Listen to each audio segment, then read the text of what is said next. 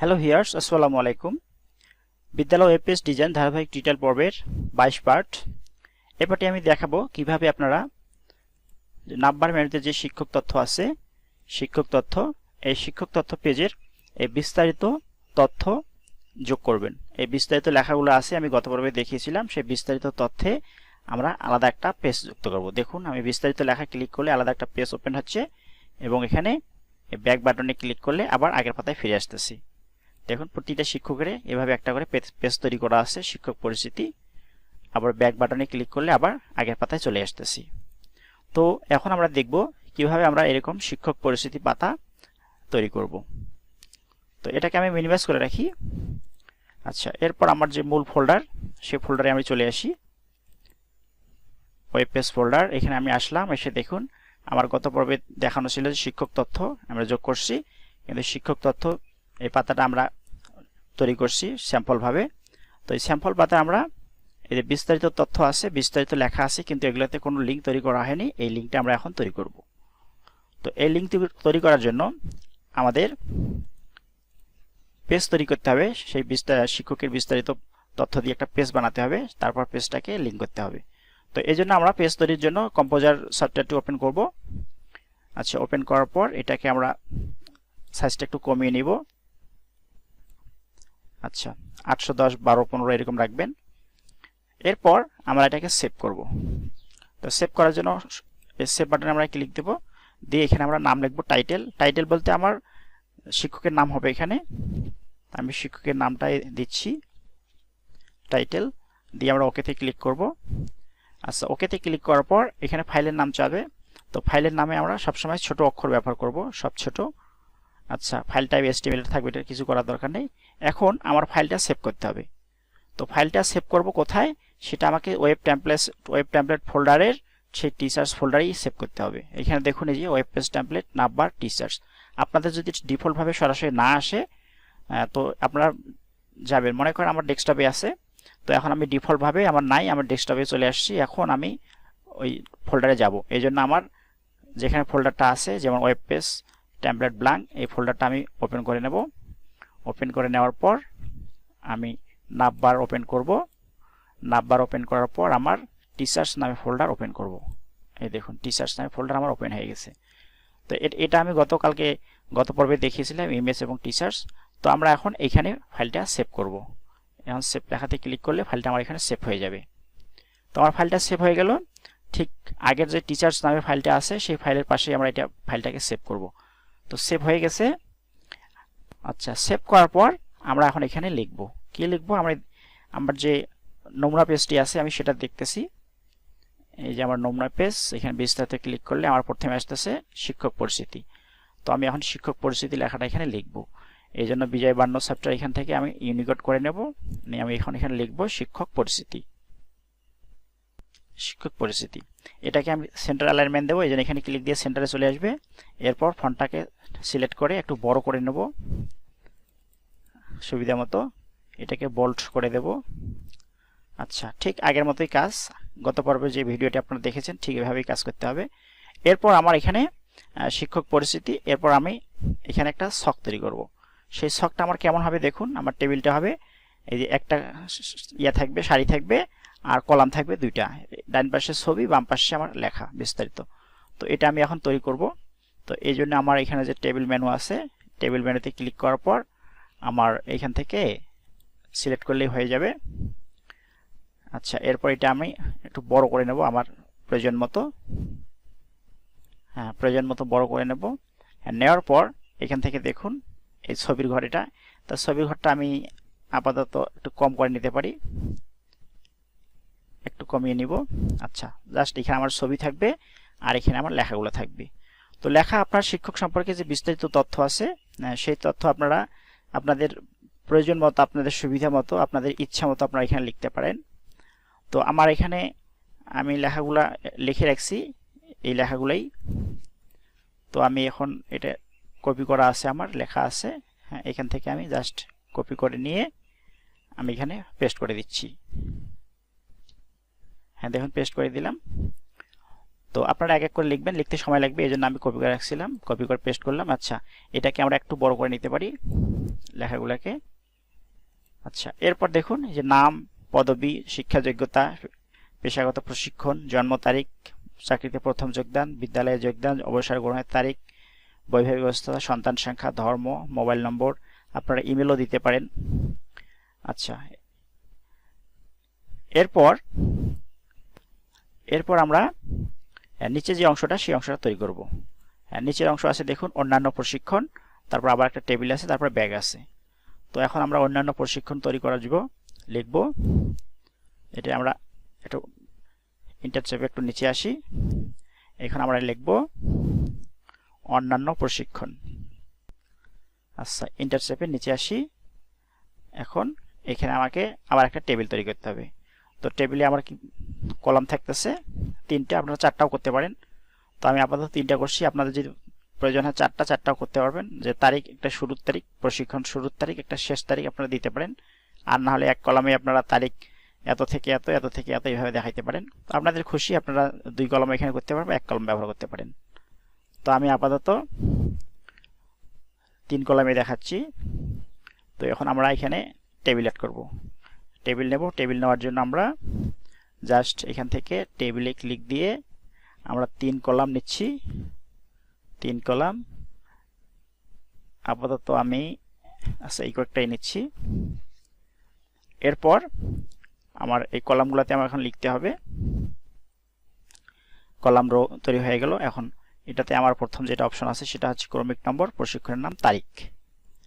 তো এগুলো আমি এখন লিখে দিব তারিখ।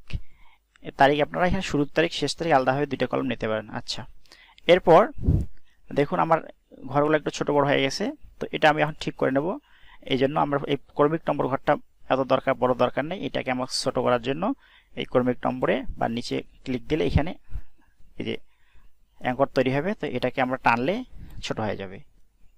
এইভাবে টেনে আমার ক্রমিক নম্বরের ঘরটাকে আমি ছোট করে নেব। আচ্ছা, প্রশিক্ষণের নাম ঠিক আছে। তারিখটা একটু বড় করে নিতে পারি, তাহলে এখান থেকে একটু তারিখের ঘরটা একটু বড় করে দিই। ব্যাস, তারিখের ঘরটা বড় করে দিলাম। এবার এটাকে আমি সেন্টার অ্যালাইনমেন্ট দিতে পারি, এই জন্য নির্বাচন করে এখান থেকে আমি সেন্টার করে নেব। হয়ে গেল। ফন্টটা একটু বড় করতে পারি, বড় করার জন্য আমার এখানে বড় এতে ক্লিক করলে বড় হয়ে যাবে, আর বোল্ড করলে বোল্ড হয়ে যাবে। ব্যাস, হয়ে গেল। আচ্ছা, প্রশিক্ষণ লেখাটা, অন্যান্য প্রশিক্ষণ, এটাকে আমার বড় করতে হবে, একটু বড় করে বোল্ড করে দেব। আচ্ছা, হয়ে গেল। এরপর আমার যেটা সেটা হচ্ছে নিচে একটা লিঙ্ক থাকবে, সেটা হচ্ছে ব্যাক। তো আমরা এখানে সাধারণভাবে ব্যাক লিখে দিলেই হবে। এখানে ইংলিশ করে নেই, নেওয়ার পর আমি এখানে ব্যাক লিখে দেব, ব্যাক। এরপর ব্যাক লেখাটাকে আমি একটু বড় করে দেব এবং বোল্ড করে দেব। হয়ে গেল। আপনি এটা দিয়ে একটু নিচে গ্যাপ রাখতে পারেন। আচ্ছা, সেভ দিয়ে দিই। এখন আমার মোটামুটি কাজ শেষ বলা যায়। তো এটাকে আমি এখন একটু ডিজাইন করে দিতে পারি, এটা কালার করে দিতে পারি। এই যে পেন্সিল আইকনে ক্লিক দিলে কালারগুলো চলে আসবে। এখান থেকে আমার ইচ্ছা মতো আমি চুজ করতে পারি হেডারটা। এখন এই যে বাকি অপশনগুলো আছে, হ্যাঁ, এই কালারগুলো আপনারা চাইলেই ইচ্ছা করলেই আপনারা এখানে পরিবর্তন করে আপনাদের ইচ্ছা মতো ব্যবহার করতে পারেন। হালকা হলুদ দেওয়া যায়, হ্যাঁ, আপনাদের খুশি মতো রং আপনারা পছন্দ করে দিবেন। আচ্ছা, এরপর এখানে দেখুন যে শিক্ষক পরিচিতি লেখা, এখানে আপনারা চাইলে আন্ডারলাইন করতে পারেন। আন্ডারলাইন করার জন্য এখানে ক্লিক করার পর এই যে ইউ আছে, ইউ আন্ডারলাইন করলেই হয়ে যাবে আন্ডারলাইন। আচ্ছা, সেভ দিয়ে দিই। এখন এই ফন্টগুলো যেহেতু আমার এলোমেলো ক্যাকড়া বাঁকড়া দেখাচ্ছে, তো এই ফন্টগুলো আমরা পরিবর্তন করব। তো ফন্ট পরিবর্তন করার জন্য আমার জাস্ট এটা সিলেক্ট করার পর এখান থেকে আমি চেঞ্জ করে দেবো। তো এক কাজ করি, আমার যখন লেখা সব শেষ হয়ে যাবে, সব শেষ লেখা করার পরে আমি এখন যেহেতু এগুলো তথ্যগুলো দিইনি, আপনারা তথ্যগুলো দিবেন, এই তথ্যগুলো সব দিয়ে দিবেন। এখানে প্রশিক্ষণের নাম এবং প্রশিক্ষণের তারিখ যেগুলো, সেগুলো সব লেখা শেষ করবেন। লেখা শেষ করার পর আপনারা পুরো পাতাটা একবারে কন্ট্রোল এ চেপে সিলেক্ট করে নেবেন। কিবোর্ড থেকে কন্ট্রোল এ সিলেক্ট করলে হয়ে যাবে। এরপর আপনারা এখান থেকে নিকষ ফন্টটাকে নির্বাচন করে দেবেন। এখান থেকে নিকশ করে দিলে হয়ে যাবে। হ্যাঁ, সব লেখা শেষ করার পর সবগুলোই সিলেক্ট করে একবারই নিকশ করে নেবেন, তাহলে বারবার আর নিকশ করতে হবে না। এটাকে সেভ করে দিই। হ্যাঁ, তো নিকশ ফন্ট আমার হয়ে গেল। এখন লেখাগুলো ছোট হচ্ছে, তো একটু বড় করা যায়। এটা একটু বড় করে দিলে বড় হয়ে যাচ্ছে। তারপর এইখানকার লেখাগুলো একটু বড় করে নিতে পারি আমি, খুব বেশি বড় হয়ে গেল, থাক, এটাই থাক। আচ্ছা, এরপর এখন আমার কাজ হচ্ছে এখানে একটা ছবি দেওয়া। তো ছবি দেওয়ার জন্য আমি এখানে জাস্ট এখানে মাউস পয়েন্টার ক্লিক করব। ক্লিক করার পর এই যে ইমেজ আছে, ইমেজ লেখাতে ক্লিক করব। করার পর এখানে দেখুন ইমেজ লোকেশন, এখান থেকে আমাকে ইমেজটা নির্বাচন করতে হবে। তো দেখুন আমার প্রথম ফোল্ডার হবে, প্রথম আমার মনে করেন আমি ডেস্কটপে আসি, তো ডেস্কটপ থেকে আমার যেতে হবে, বা অন্য কোনো ফোল্ডারে আসেন সেখান থেকে আপনাকে যেতে হবে ওয়েব পেজ টেমপ্লেট ব্ল্যাঙ্ক, এই ফোল্ডারে যাবেন। এটাকে ওপেন করে নেবেন। ওপেন করে নেওয়ার পর নাভবার ওপেন করবেন। এরপর টিচার্স এটাকে ওপেন করে নেবেন। তারপর ইমেজ ওপেন করে নেবেন। নিয়ে এখান থেকে ছবিটাকে আমরা ওপেন করে নেব। আচ্ছা, ছবি ওপেন করার পর আমার যেটা কাজ সেটা হচ্ছে যে এখানে যে ডিফল্টভাবে এখানে টিক চিহ্ন নাও থাকতে পারে, তো আপনারা এখানে টিক চিহ্নটা দিয়ে দিবেন। টিক চিহ্ন দিলে লিঙ্কটা ছোট হয়ে যাবে। এই লিঙ্কটা ছোট করার দরকার আছে, তো লিঙ্কটা ছোট করে নেবেন। আচ্ছা, এখানে আছে অল্টারনেট টেক্সট, আপনারা টেক্সটের এখানে নাম লিখতে পারেন স্যারের। আচ্ছা, নাম লিখে দিলাম। এরপর আপাতত এই ফিচার কাজ শেষ। এরপর আমরা ডাইমেনশনে চলে আসবো। এইখান থেকে আমরা কাস্টম দেব। আচ্ছা, কাস্টম দেওয়ার পর এখান থেকে আমরা এই টিক চিহ্নটাকে তুলে দেব, বা আপনারা চাইলে টিক চিহ্ন রাখতে পারেন। এটা যেহেতু আয়তাকার, এই টিক চিহ্ন থাকলে এটা অটো আয়তাকার হয়ে যাবে। তো আমরা এখন আয়তাকার হিসেবে এখানে আমরা দিয়ে দিব সাইজটা। তো সাইজটা দিতে গেলে ওয়াইড মোটামুটি 300 দিলে হতে পারে। আচ্ছা, আমি 300ই দিলাম। এরপর অ্যাপিয়ারেন্সটাকে আমাকে অ্যাপিয়ারেন্স ক্লিক করে এখানে আমাকে সেন্টার করে দিতে হবে, সেন্টার। এবং আমি যদি চাই যে আমার ছবির চারপাশে একটা বর্ডার থাকবে, তাহলে আমাকে এই সলিড বর্ডার এখানে আমি পিক্সেল 3 পিক্সেল বা 4 পিক্সেল আমি দিয়ে দিব, দিয়ে আমাকে ওকে করতে হবে। তাহলে আমার এখানে ছবিটা চলে আসতেছে। হ্যাঁ, ছবি আমার চলে আসছে। এরপর এটাকে আমি সেভ দিয়ে দিই। হ্যাঁ, আমার পাতা তৈরির কাজ শেষ। হ্যাঁ, আরেকটা বিষয় হচ্ছে, সেটা হচ্ছে যে এই যে ডাবল বর্ডার এবং সিঙ্গেল বর্ডার, এখানে কিন্তু সব ডাবল বর্ডারই দেখাচ্ছে। তো আপনারা যদি চান সিঙ্গেল বর্ডার করতে হবে, তো সিঙ্গেল বর্ডার করার জন্য আমি গত পর্বে দেখিয়েছিলাম, ঠিক সেইভাবে আমাকে এখান থেকে সোর্স কোডে যেয়ে আমাকে এটা সিঙ্গেল করে নিতে হবে। সিঙ্গেল করার জন্য আমাকে এই হেডটাকে আমাকে কোড ব্যবহার করতে হবে। এই কোড হচ্ছে আমার, হ্যাঁ, এইভাবে কোড লিখতে হবে। কোড লেখার পর এখানে ডিজাইনে চলে আসলেই আমার সিঙ্গেল বর্ডার হয়ে যাবে।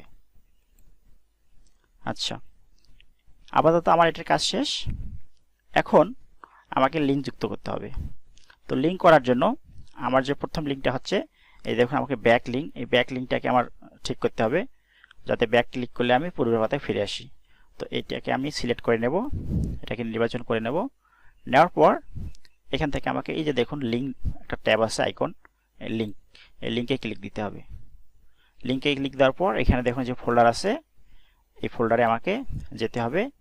যাওয়ার পর এটা আমার কোথায় লিঙ্ক যাবে, এটা আমার এটা টিচার্স যাবে, টিচার্স নামে যে ফাইলটা আমার, সেই টিচার্স ফাইলটা আমার এখানে লিঙ্ক হবে। তো এটাতে আমি ওপেন করে দেব, teachers.html দিয়ে দিব।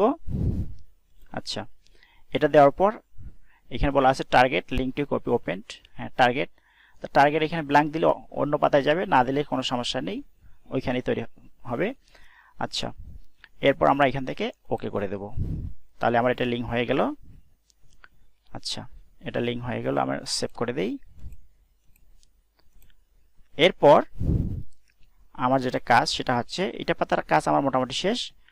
এখন আমার এই যে এই পাতাটা আছে আমার, এই যে এই পাতাটা আমি যে গত পর্বে তৈরি করেছিলাম, এই পাতার এই বিস্তারিত লেখাটাতে আমাকে লিঙ্ক করতে হবে। তো বিস্তারিত পাতায় লেখাতে আমরা লিঙ্ক করার জন্য এই পাতাটা আমাকে ওপেন করতে হবে কম্পোজার সফটওয়্যার দিয়ে। তো এখান থেকে আমি এখন কম্পোজার সফটওয়্যার দিয়ে পাতাটা ওপেন করব। এই জন্য এখানে সরাসরি যে ওপেন লেখা আছে দেখুন, ওপেন লেখাতে ক্লিক করব। ক্লিক করার পর আমার এই টিচার্স নামে যে পাতাটা, সেই পাতাটা আমাকে ওপেন করতে হবে। তো তো এই পাতাটা আমি ওপেন করব, এখান থেকে ওপেন করব। আমি ওপেন করে নিলাম। আচ্ছা, ওপেন করার পর এখন এই যে বিস্তারিত লেখা আছে এটাতে আমাকে লিঙ্ক যুক্ত করতে হবে। এই জন্য এটাকে আমি এভাবে সিলেক্ট করে নেব। নেওয়ার পর এখান থেকে এই যে লিঙ্ক লেখা আছে লিঙ্কে ক্লিক দেব। ক্লিক দিলেই এখানে ফোল্ডার আসবে, এই ফোল্ডার এখানে ক্লিক করব। ক্লিক করার পর আমার এই যে শিক্ষক যে আছে, আমার হেড টিচার, এই হেড টিচার আমার যে ফাইল তৈরি করলাম আমি খলিল নামে, এই খলিল ফাইলটা আমাকে এখানে নির্বাচন করে দিতে হবে। দেওয়ার পর ওপেন করব। এরপর আমি এখান থেকে ওকে করে দেব। তাহলে আমার এখানে লিঙ্ক তৈরি হয়ে গেল। এবার আমি এটাকে সেভ করব। ঠিক একইভাবে মনে করেন এটা আমার দ্বিতীয় শিক্ষক, ঠিক দ্বিতীয় শিক্ষকেরও বিস্তারিত লেখাতে আমি ক্লিক করব, লেখাতে সিলেক্ট করে নেব। সিলেক্ট করার পর এখান থেকে আমি লিঙ্কে ক্লিক করব। ক্লিক করার পর এখানে ফোল্ডারে ক্লিক দিব, দিয়ে এখানে আমার যে দ্বিতীয় টিচার, সেই দ্বিতীয় টিচারের নামে যে ফাইলটা থাকবে সেই ফাইলটাতে ক্লিক করব।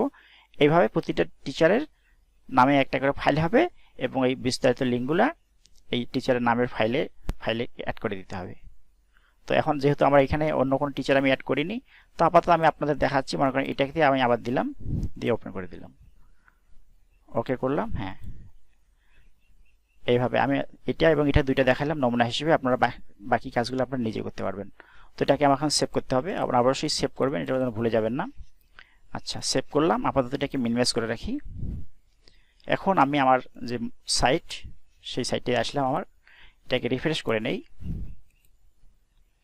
আচ্ছা, রিফ্রেশ করে নেওয়ার পর এখান থেকে আমি শিক্ষক তথ্য পাতাতে ক্লিক করি। হ্যাঁ, দেখুন আমার শিক্ষক তথ্য পাতাটা চলে এসছে। এখন এখানে দেখুন এই যে বিস্তারিত লেখা, আগে কিন্তু বিস্তারিত লেখাটা নীল কালার এবং আন্ডারলাইন ছিল না, অর্থাৎ লিঙ্ক ছিল না, এই জন্য সিম্পল ছিল, সাধারণ টেক্সট ছিল। তো লিঙ্ক করলে কিন্তু এরকম নীল রং হয়ে যাবে এবং সাথে আন্ডারলাইন থাকবে। তো এখন আমরা এটাতে যদি ক্লিক দেই তাহলে আমার এই অটো পাতাটা চলে আসবে। এই দেখুন শিক্ষক পরিচিতি পাতা চলে আসছে। এবং নিচে দেখুন এই যে ব্যাক লেখাতে ক্লিক করলে আবার আমার আগের পাতায় চলে আসবে। এখানে দেখুন এই যে বিস্তারিত ক্লিক করলে আমার শিক্ষক পাতাটা চলে আসতেছে, শিক্ষকের বিস্তারিত অংশ। এবং এই ব্যাক বাটনে ক্লিক করলে আমার আবার আগের পাতায় চলে আসতেছে। এই দেখুন এখানে একটা দেখুন যে হ্যান্ডেল তৈরি হয়েছে ওপেন নিচ করার জন্য। তো এটাতে আমার পাতাটা একটু সাইজটা বড় হয়ে গেছে। হ্যাঁ, এই জন্য এটা আসছে। তো যেমন এখান থেকে এই যে টেবিলটির দৈর্ঘ্য একটু বাড়ছে, এটা আরও একটু কম করি তাহলে পাতাটা একটু কম হবে। তারপর এখানে গ্যাপটা একটু কমাই দিতে পারি। তারপর ব্যাগের পরে একটু আছে, স্পেস দেওয়া আছে, স্পেসগুলোর কারণে পাতাটা একটু বড় হয়ে গেছে। এটাকে ছোট করে নিলে তাহলে এই হ্যান্ডেলটা আসবে না। আচ্ছা, আমি দেখি এখানে দেখাচ্ছি আপনাদের। খলিল, এখানে আমার এর নিচে কয়েকটা ইন্টার দেওয়া ছিল, এগুলাকে আমি মুছে দেই। তারপর আমি চাইলে এখান থেকে একটু কমিয়ে নিতে পারি। আচ্ছা, এখানে আরো একটা কমিয়ে দিই। হ্যাঁ, একটু কমিয়ে দিই। এটাকে আরো কমাইতে পারি। কমাইতে গেলে আমার এই ঘরটা একটু কমাতে পারি। কমার জন্য আমাকে ছবিতে ক্লিক করতে হবে। ক্লিক করার পর আমার ছবিটা যেহেতু একটু বড় হয়ে গেছে, তাহলে এখান থেকে ইমেজ প্রপার্টিসে ক্লিক করব। করার পর ডাইমেনশনে এসে এখানে আমার ওয়াইড এবং হাইট ছিল। আচ্ছা, এখানে হাইট ছিল 380টা, হাইটটা আমাকে কমাই নিতে হবে। এই জন্য হাইটটা কিন্তু এই টিক চিহ্ন থাকলে অটো হাইট তৈরি হয়ে যাবে। আর যদি আপনারা ইচ্ছা মতো হাইট করতে চান তাহলে এখানকার টিক চিহ্নটাও তুলে দেবেন, দিয়ে এখান থেকে হাইটটা নির্বাচন করে দেবেন। মনে 300 আছে, এখানে আমি 350 করে দিই, 80 থেকে 50 করে দিই। হ্যাঁ, দুইটাতে ওকে করে দিই, তাহলে ছবিটা একটু ছোট হয়ে যাবে। দেখুন একটু ছোট হয়ে গেল। আপনারা আরও কমাইতে পারেন বা স্কোয়ারও করতে পারেন আপনাদের সুবিধা মতো। আচ্ছা, এবার সেভ দিয়ে দিলাম। আচ্ছা, সেভ দেওয়ার পর আমি এখন আবার সাইডে চলে আসি, ওয়েব পেজে। এটাকে রিলোড দেই। এরপর শিক্ষক তথ্য, হ্যাঁ, এরপর এখন বিস্তারিত ক্লিক করি। হ্যাঁ, এবার দেখুন এবার কিন্তু আর এই ডান পাশে যে হ্যান্ডেল ছিল একটা ওপেন নিচ করার জন্য, সেই হ্যান্ডেলটা আর নাই। হ্যাঁ, পাতাটা আমার বড় হয়ে গেছিল, এই জন্য একটা হ্যান্ডেল ছিল। এখন পাতাটা আমি ছোট করে নিলাম, এই জন্য আর কোনো হ্যান্ডেল নেই। এখন ব্যাক দিলে আবার আগের পাতায় চলে আসব। তো এভাবে আমরা প্রতিটা শিক্ষকের কাজ, প্রতিটা শিক্ষকের জন্য বিস্তারিত একটা পেজ তৈরি করব এবং পেজটা তৈরি করার শেষে এই বিস্তারিত লেখার সাথে আমরা লিঙ্ক করে দেব, যেটা আমি এখন দেখাইলাম। এই যে আমার প্রত্যেকটা শিক্ষকের নামে একটা করে ফাইল থাকবে এবং সে ফাইলে আমরা তথ্যগুলা সন্নিবেশ করব। তো এখানে প্রশিক্ষণের নাম, তারিখ আপনারা এগুলো ঠিক করে দিবেন। আর ঘর যদি আপনাদের বড় করা লাগে, ঘরের সংখ্যা বাড়াতে গেলে পরবর্তীতে আপনারা বাড়াতে পারবেন। ঠিক এমএস ওয়ার্ডের মতোই জাস্ট এখানে মাউস পয়েন্টার শেষে ক্লিক দেওয়ার পর আপনারা যদি ট্যাব ক্লিক করেন, কিবোর্ড থেকে ট্যাব ক্লিক করলে একটা ঘর বাড়িয়ে যাবে। আবার যারা ঘর বাড়াতে চান জাস্ট শেষের মাউস পয়েন্টার দিয়ে ক্লিক করে আবার ট্যাব দেবেন, আবার ঘর বেশি হয়ে যাবে। নতুন করে আপনার একটা করে লাইন তৈরি হবে। তো এভাবে আপনারা লাইনের সংখ্যা বাড়াবেন এবং তারপরে কালার আবার আগেরটার মতো করে কালার করে নিতে পারেন। ঠিক এইভাবে নির্বাচন করে আপনারা এখান থেকে ব্যাকগ্রাউন্ডে ক্লিক দিলেই ব্যাকগ্রাউন্ডটা একই রকম হয়ে যাবে। তো এভাবে আমরা বাকি কাজগুলো করব, বাকি শিক্ষকের কাজগুলো।